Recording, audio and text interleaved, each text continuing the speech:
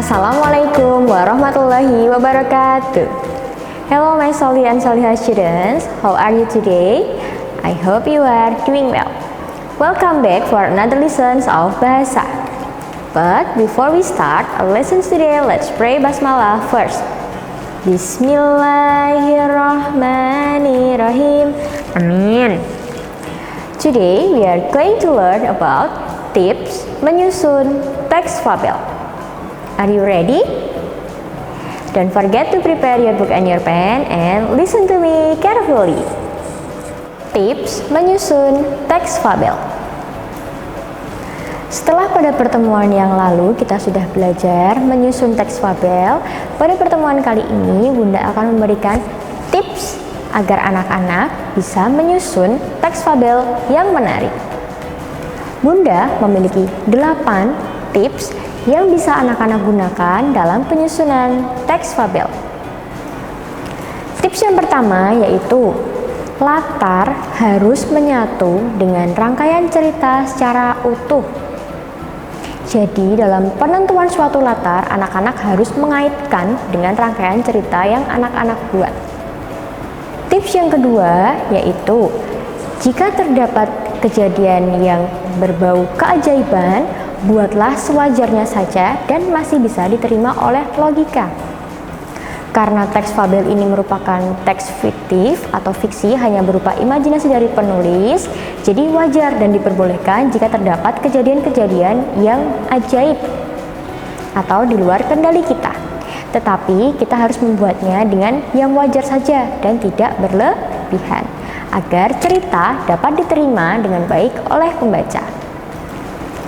Tips yang ketiga yaitu pastikan karakter tokoh turut membangun pesan moral yang akan anak-anak sampaikan.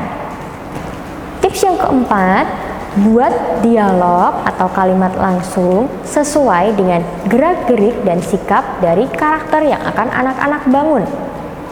Jadi harus disesuaikan dengan tokoh yang anak-anak sudah tentukan.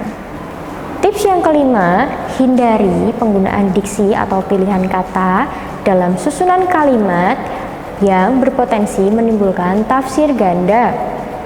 Hal ini nanti dapat membingungkan pembaca. Jadi usahakan pilih diksi atau pilihan kata yang memiliki satu makna saja. Jadi tidak menimbulkan makna ganda. Tips yang keenam yaitu perhatikan ejaan, tanda baca, dan pilihan kalimat dalam penyusunan paragraf cerita yang anak-anak buat. Anak-anak juga harus melihat keefektifan kalimat yang anak-anak pilih itu sudah tepat atau belum. Tips yang ketujuh yaitu pelajari gaya cerita dari pengarang-pengarang ternama. Jadi sebelum anak-anak memulai dalam penyusunan suatu teks fabel, anak-anak perlu riset terlebih dahulu. Riset mengenai pengarang-pengarang ternama yang sudah mengeluarkan banyak karya. Tips yang kedelapan atau yang terakhir yaitu sisipkan pesan moral tidak secara langsung. Karena pembaca kurang suka jika kita menyampaikan pesan moral dengan cara terlalu menggurui. Jadi kita sampaikan secara sederhana saja dan kita sisipkan dalam suatu paragraf. Itu ya, 8 tips yang dapat anak-anak gunakan dalam penyusunan suatu teks fabel. Okay class, we will stop here. We will continue next week. Do you have any question before we end this class for today?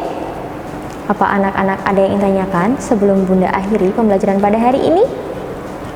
Jika anak-anak masih ada yang ingin tanyakan atau masih ada yang dibingungkan, anak-anak bisa langsung menghubungi Bunda Esti. Marilah kita akhiri pembelajaran pada hari ini dengan berdoa terlebih dahulu.